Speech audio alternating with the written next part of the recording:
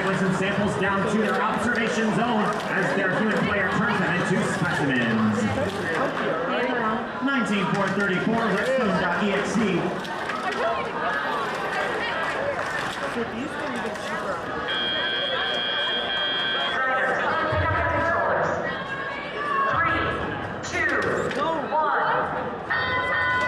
Drivers now taking control of their robots directly. Three robots now moving around the field looking to score. Make that four as 28-5-96 on the Blue Alliance. Hypernova out of California lines up with a sample looking to pull it off the floor and go score in a high basket. That's 8 points right there. Looking over to the Red Alliance side of the field, 19-4-34 Redstone.exe from Maryland. Going to grab a sample off of the floor.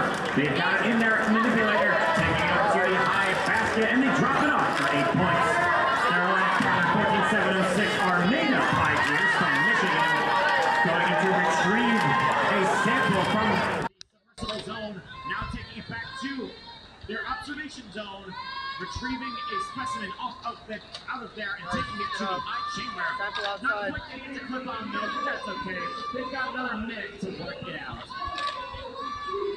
All four robots still racing around the field with that same split strategy I was talking about earlier. One robot cycling specimens onto the high chamber, one robot cycling samples into the high basket.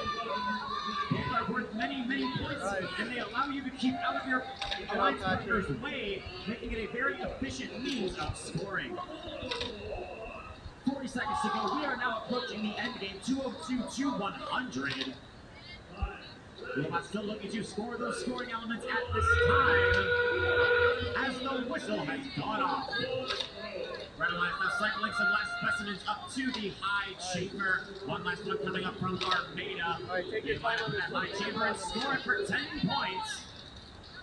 As still more scoring element scores go up for both alliances. Blue still working on some, but we may have our first Ascent coming from the Red Alliance. Armada going up on the level 1 bar, level 2. That could be 15 points if they remain up, which it appears they will.